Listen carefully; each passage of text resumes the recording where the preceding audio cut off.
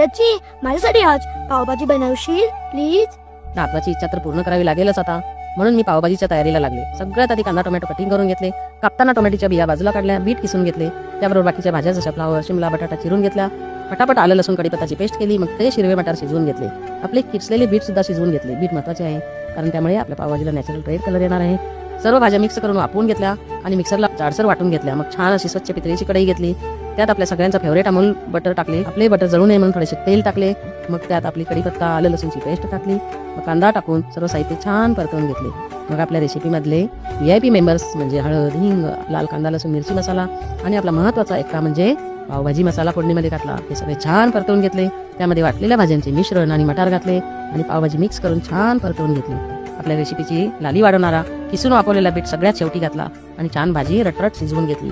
मग वरतून लिंबू पिळून अमूल बटर पुन्हा एकदा टाकून कोथिंबीरीची गार्निशिंग केली. सो आपली झटपट